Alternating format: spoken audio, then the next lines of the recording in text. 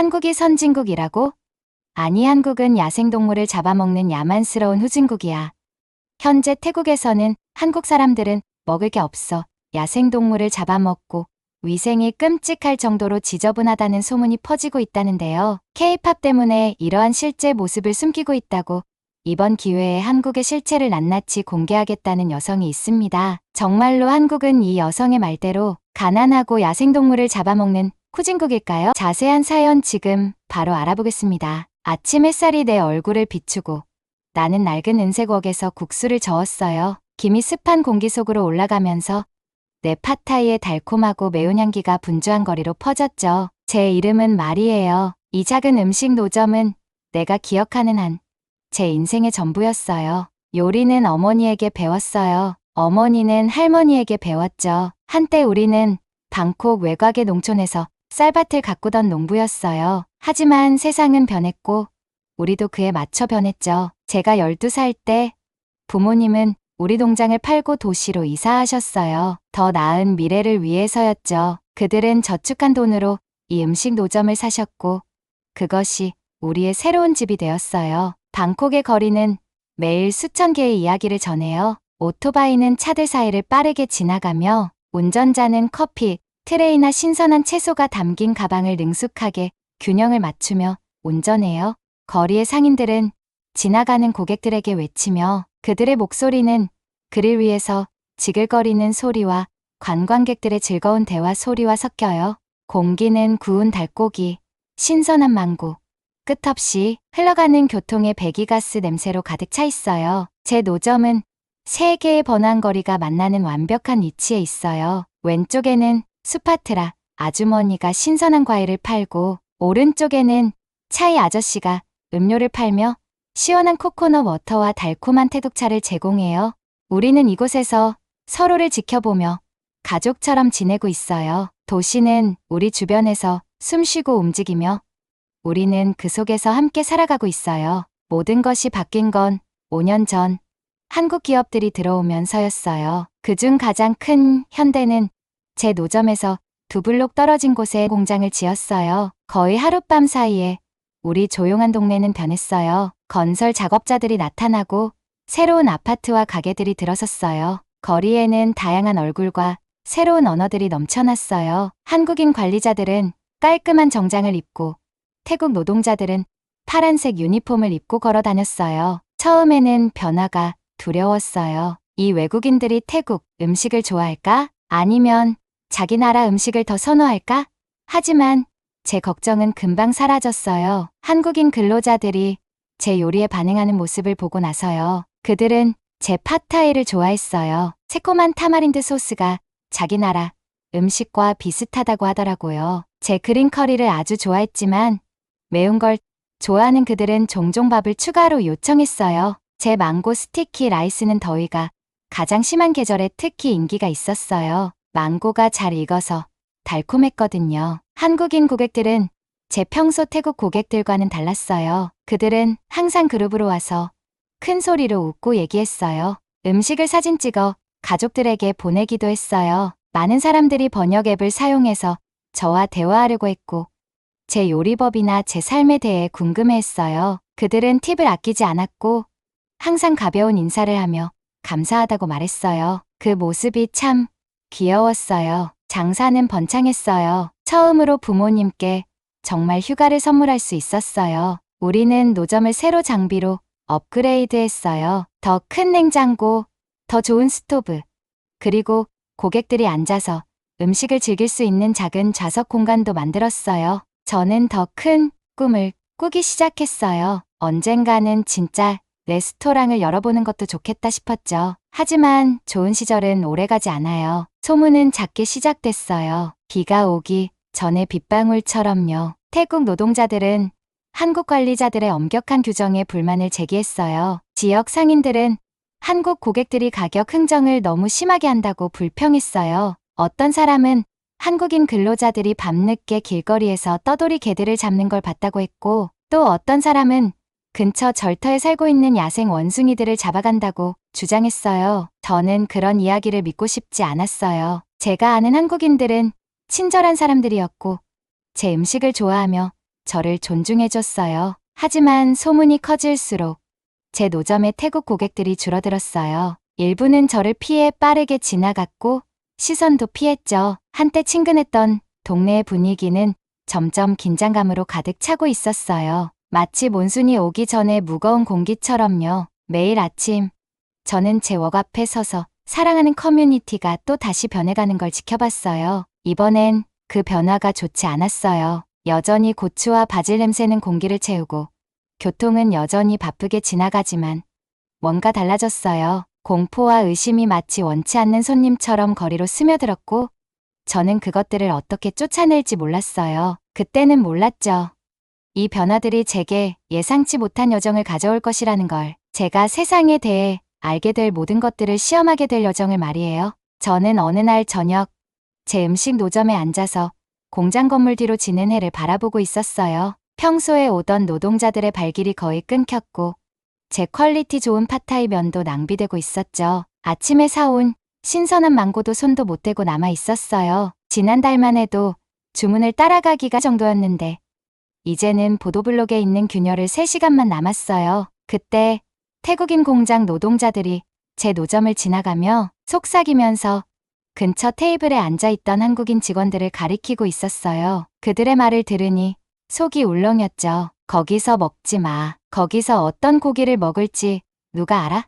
한국인 손님들은 그들의 시선을 느꼈는지 급히 식사를 마치고 돈만 남겨두고는 잽싸게 자리를 떠났어요. 저도 그들을 불러서 사과하고 싶었지만 뭐라고 해야 할지 모르겠더라고요. 그때 제 전화기가 울리며 또 하나의 뉴스 알림이 떴어요. 요즘 지역 뉴스 앱에는 한국인에 관한 이야기들이 가득했죠. 매번 제목만 봐도 이전보다 더 충격적이었어요. 오늘 기사에서는 누군가가 한국인 노동자들이 밤의 숲에 그물과 우리를 들고 들어가는 걸 봤다고 하더라고요. 그 기사는 그들이 야생동물을 잡으러 가는 것 같다고 했죠. 댓글란은 화가 난 사람들이 더 기이한 이야기들을 쏟아내며 난리가 났어요. 말리, 얘기 좀 해야겠어. 그때 갑자기 낯익은 목소리가 들렸어요. 중국 상인회 회장인 첸 씨가 제 노점 앞에 서 있더라고요. 더운 날씨에도 비싼 양복을 입고 그의 금시계는 마지막 햇살을 받아 반짝였어요. 시장에서 그를 자주 봤었는데 항상 다른 중국인 상인들과 함께 다니며 우리 동네의 많은 가게를 운영하는 사람이었죠. 무슨 일로 오셨어요?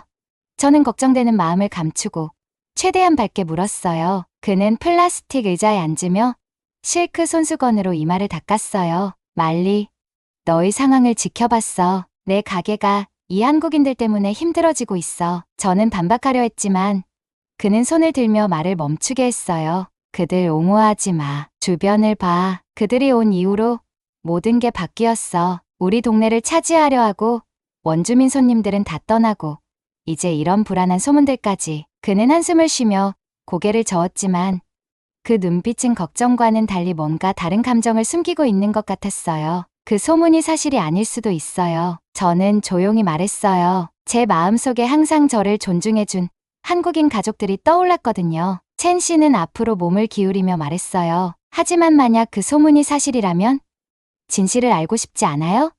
내 가족 생각해봐. 말리, 얼마나 더 이렇게 버틸 수 있을 것 같아? 저는 거의 비어버린 음식통을 바라봤어요. 한 가지는 맞았어요. 더 이상 이렇게 갈 수는 없었어요. 부모님은 이미 우리 집을 팔고 시골로 돌아가자는 이야기를 꺼내셨거든요. 내가 너에게 제안을 하나 할게. 첸 씨가 말을 이었고 자신의 전화기를 꺼내더니 한국의 사진들을 보여주었어요. 낡은 건물들과 더러운 거리, 전통시장 같아 보였어요. 이게 진짜 한국이야.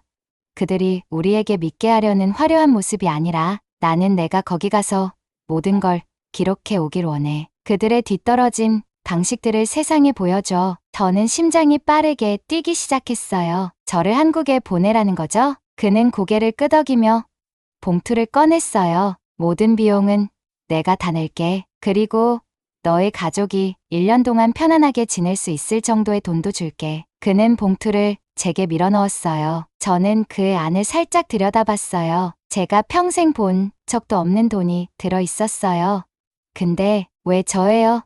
제 손가락이 떨리며 봉투를 만졌어요. 왜냐하면 너는 이 지역에서 신뢰를 받고 있잖아. 사람들이 너를 알아. 내가 이 이야기를 하면 그들은 믿을 거야. 그는 일어서며 양복을 펴고 말했어요. 잘 생각해봐. 하지만 너무 오래 고민하지 마. 이 기회는 영원하지 않아. 저는 그날 밤 제 노점에서 어두워질 때까지 앉아 있었어요. 멀리 공장 불빛이 반짝이고 있었고 봉투는 제 주머니에서 무겁게 느껴졌어요. 제 가족의 어려운 사업 상황, 부모님의 걱정 가득한 표정, 그리고 커져가는 동네의 긴장감을 생각했어요. 만약 제가 한국에 가면 그곳에서 진실을 찾고 우리 동네 문제를 해결할 수 있을지도 모른다고 생각했죠. 하지만 뭔가 이상한 느낌이 들었어요. 첸 씨가 한국에 대해 이야기한 방식은 제가 알고 있던 한국 사람들과는 전혀 맞지 않았어요. 그들은 항상 예의 바르고 옷도 단정했으며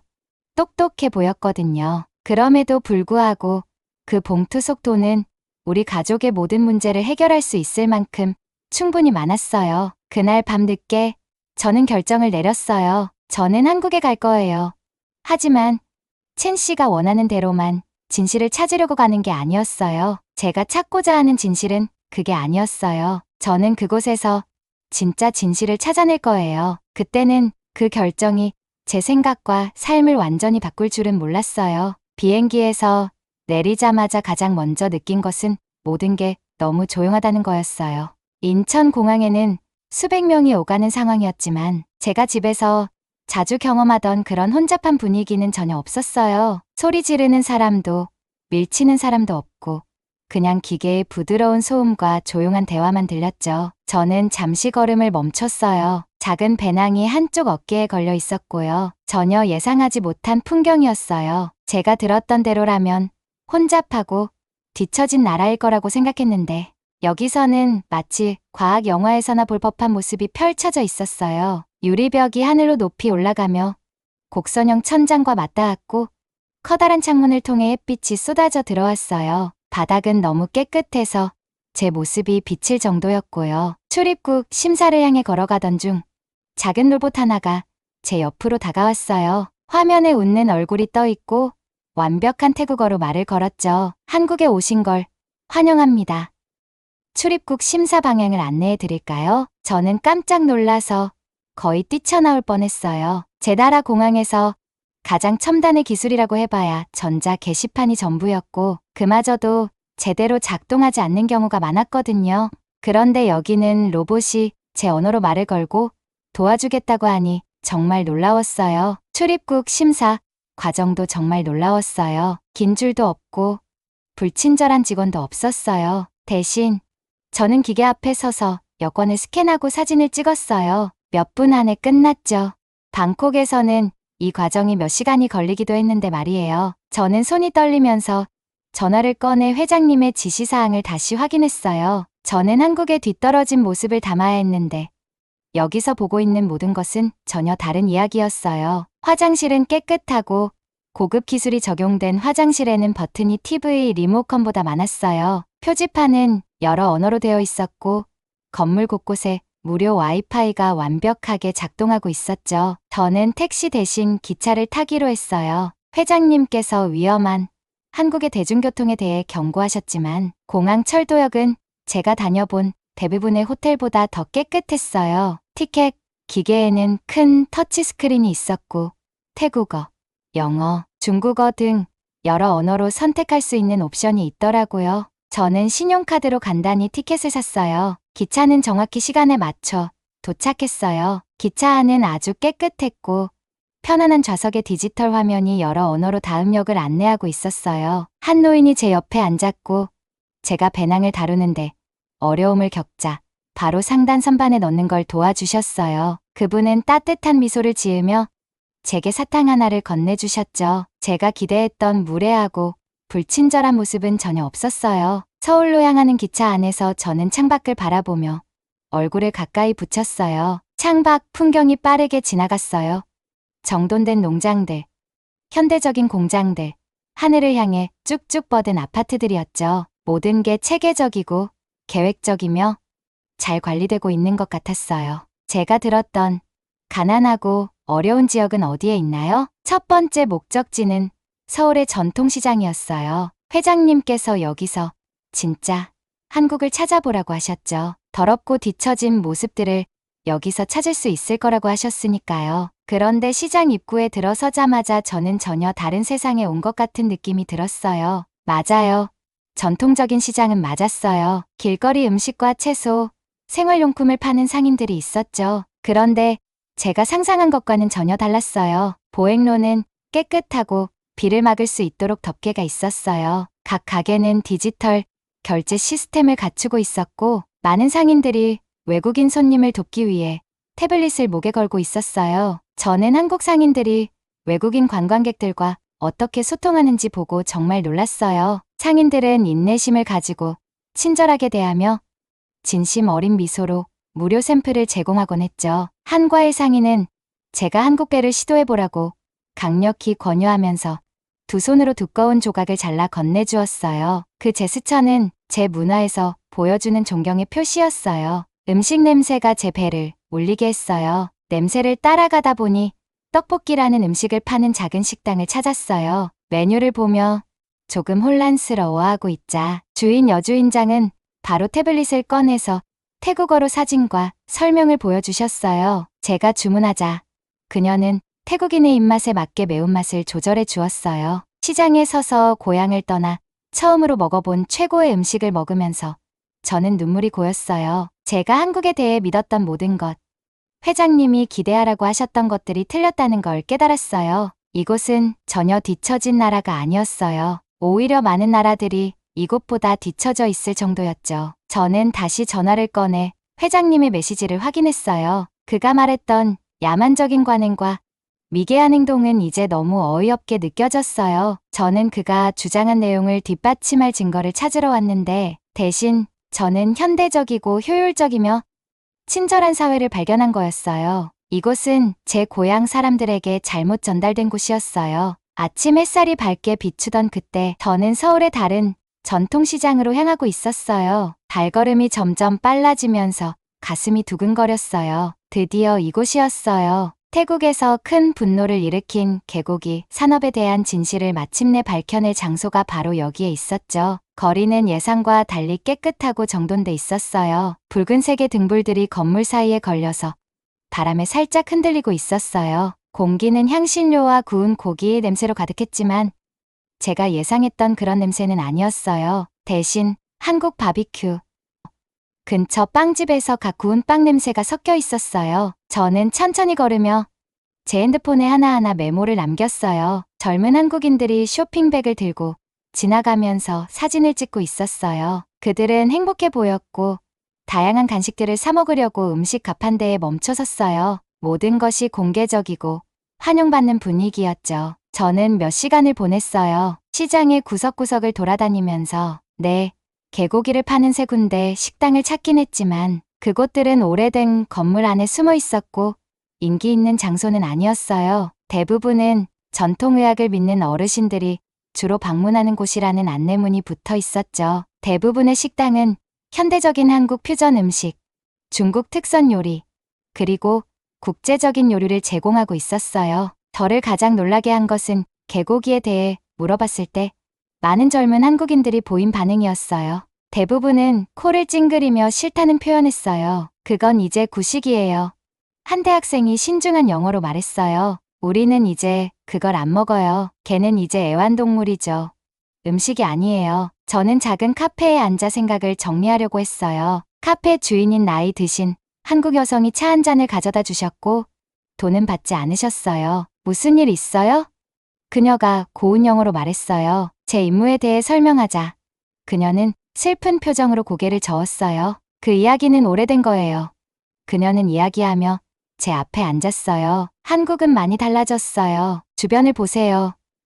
우리는 음식 배달 로봇이 있고 스마트폰으로 청구서를 내고 전기차가 거리에 가득해요. 요즘 젊은 사람들은 애완동물을 정말 아끼죠. 제 손녀는 개먹이 값에 자기 돈보다 더 많이 써요. 차를 마시며 저는 주변에서 일어나는 현대적인 생활을 지켜봤어요. 배달 로봇들이 음식 주문을 실어 나가고 학생들이 노트북을 펼쳐 프로젝트를 하고 있었어요. 거리 청소원들은 효율적으로 깨끗한 인도를 관리하고 있었어요. 모든 것이 부드럽게 돌아갔고 이는 수년간의 발전과 변화가 만들어낸 모습이었어요. 저는 태블릿을 꺼내 한국에 온 이후로 찍은 사진과 영상을 다시 살펴봤어요. 증거는 압도적이었어요. 제가 눈앞에서 본 현대적인 한국은 제가 들었던 것과는 전혀 다른 모습이었어요. 개고기 산업은 여전히 소수의 지역에서 존재하지만 젊은 세대가 그것을 거부하면서 자연스럽게 사라져가고 있었어요. 그때 제 머릿속에 떠오른 한 가지 생각이 있었어요. 바로 그 생각에 가슴이 내려앉는 느낌이 들었어요. 고향의 중국 상인협회, 그 조작된 회장이 의도적으로 잘못된 정보를 퍼뜨렸다는 사실이었어요. 그들은 사라져가는 작은 관습을 크게 부풀려서 거대한 거짓말을 만든 거였어요. 사람들의 감정을 이용해 오래된 고정관념을 들먹이며 태국 사람들이 한국인들에 대해 부정적인 감정을 갖도록 만든 거죠. 그 회장이 제게 이 일을 맡기며 웃었던 게 기억났어요. 제게 확신에 찬 표정으로 증거를 찾을 거라고 말했던 모습도 떠올랐어요. 이제 알겠어요. 그 회장은 진실을 찾으리라고는 전혀 생각하지 않았어요. 그는 제가 그의 거짓말을 증명할 수 있도록 만들어 놓은 것이었죠. 저는 또 다른 차를 주문하며 손을 떨었어요. 이 발견이 제 어깨에 엄청난 무게로 내려앉았어요. 저는 지금 세계에서 가장 발전된 도시 중 하나에 앉아 있었고 그곳은 제가 믿고 있던 모든 것과 정반대였어요. 제가 발견한 한국은 단순히 현대적인 나라가 아니라 많은 분야에서 기술과 사회 발전을 선도하는 나라였어요. 저녁이 다가오자 거리는 수많은 LED 조명과 디지털 디스플레이로 화려하게 빛났어요. 젊은 커플들이 손을 잡고 걸으며 다채로운 배경 앞에서 셀카를 찍고 있었어요. 음식 배달원들이 전기 자전거를 타고 인기 있는 음식점에서 주문을 실어 나르고 있었어요. 제가 본 모든 것은 미래를 받아들이면서도 과거를 존중하는 사회를 나타내고 있었어요. 그때 저는 깨달았어요. 이제 더 이상 계곡이 문제를 바로잡는 것이 아니라는 거요. 이건 두 아시아 국가 간의 관계를 오염시킨 고의적인 허위 정보 캠페인을 폭로하는 일이었어요. 진실은 반드시 밝혀져야 했고 그 진실을 바로 제가 밝혀야 했어요. 태국으로 돌아가는 비행은 달랐어요. 매 순간마다 내가 공유해야 할 진실에 가까워지고 있다는 느낌이 들었지만 손은 떨리고 휴대폰에서 사진과 동영상을 넘기느라 정신이 없었어요. 내가 본 것을 어떻게 설명할 수 있을까? 며칠 전까지만 해도 한국에 대해 그 끔찍한 이야기들을 믿고 있었던 사람들에게 말이에요. 그 의장의 얼굴이 떠올랐어요. 내가 이 임무를 맡았을 때 그가 지어 보였던 자신감 넘치는 미소가 이제는 음흉하게 느껴졌어요. 그는 내가 한국에 퇴보된 모습을 증명할 뭔가를 가지고 돌아오기를 바랐겠지만 그 대신 나는 전혀 다른 증거를 가지고 돌아왔어요. 바로 의도적으로 퍼뜨린 거짓말의 캠페인이었죠. 도착 후 첫 번째로 간 곳은 가족이 운영하는 음식 스토어였어요. 엄마는 카레를 젓고 있었고 아빠는 신선한 망고를 진열하고 있었어요. 두 분은 내가 오자 반갑게 웃으셨지만 내가 모든 것을 말하자 그 미소가 사라졌어요. 공항에서 로봇들이 사람들을 도와주고 있었어요. 제가 말하면서 휴대폰에서 동영상을 보여드렸어요. 거리는 너무 깨끗해서 음식을 먹을 수도 있을 정도였고요. 그리고 시장에서는 내가 본 적 없는 기술들이 있었어요. 디지털 결제 시스템, 번역 서비스, 뭐든지 다 있었어요. 아빠는 서울 전통시장을 촬영한 동영상을 더 가까이에서 보시면서 물어보셨어요. 그럼 계곡이랑 야생 원숭이는요? 하고요. 얼굴이 당황스러워 보였어요. 저는 고개를 저었어요. 그게 문제예요, 아빠. 그 이야기들? 그건 다 사실이 아니에요. 물론 몇몇 오래된 식당에서는 개고기를 팔지만 대부분의 한국인들은 이제 그걸 먹지 않아요. 태국 사람들이 모두 곤충을 먹는다고 해서 일부 상인들이 관광객들에게 튀긴 메뚜기를 팔고 있다는 이유로 모든 태국 사람들이 그런 건 아니잖아요. 그런데 의장님은 엄마가 말을 시작하셨어요. 의장님은 우리한테 거짓말을 했어요. 제가 끼어들며 말했어요. 목소리가 떨리며 분노가 가득했어요. 그 사람이 태국 사람들을 한국인들에 대해 적대적으로 만들기 위해 이런 이야기를 퍼뜨린 거예요. 생각해 보세요. 우리가 한국 고객을 거부하게 되면 누가 이득을 보죠?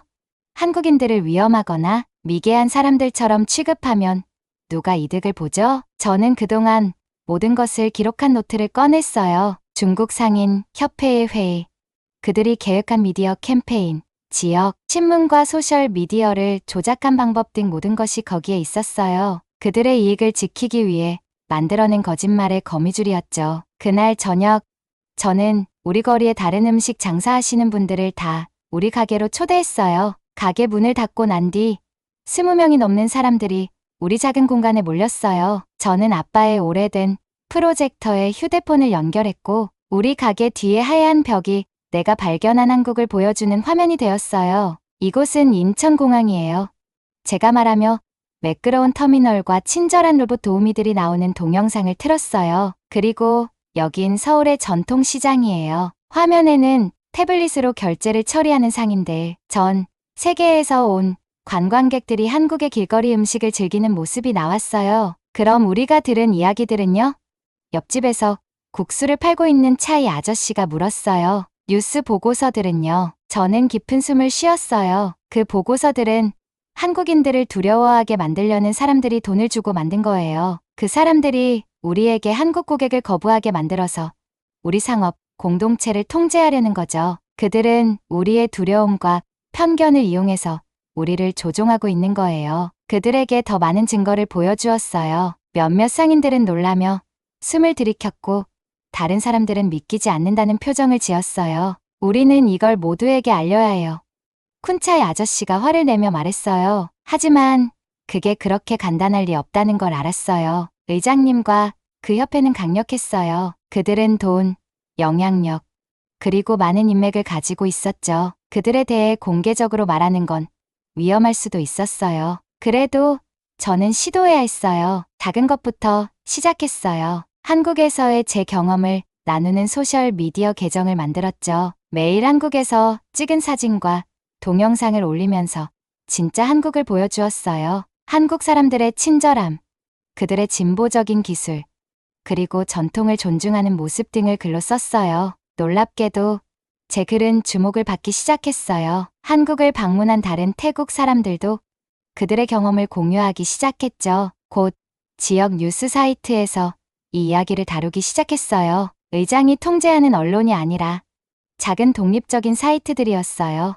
의장은 당연히 저를 비난했어요. 그 사람의 사람들은 저를 배신자라고 부르며 한국 회사들로부터 돈을 받아서 선전하는 거라고 주장했죠. 하지만 제가 가진 건 그들이 갖지 못한 것이 있었어요. 바로 수정되지 않은 진짜 한국의 증거와 그들의 조종에 지친 사람들의 커지는 공동체였죠. 제가 돌아온 지 한 달 후, 우리 가게는 이전보다 더 붐비기 시작했어요. 한국에서 일하는 사람들이 다시 오기 시작했고, 이번에는 태국 고객들이 피하지 않았어요. 오히려 그들은 한국에 대해 궁금해하며 진실을 알고 싶어 했어요. 어떤 사람들은 K-드라마에서 배운 한국어 문구를 연습하며 우리의 한국 고객들을 웃게 만들었어요. 저는 이것이 시작에 불과하다는 걸 알았어요. 사람들의 생각을 바꾸는 데는 시간이 필요해요. 특히 그들이 오랫동안 믿어온 것을 바꾸려면 더더욱요. 하지만 태국과 한국 고객들이 우리 가게에서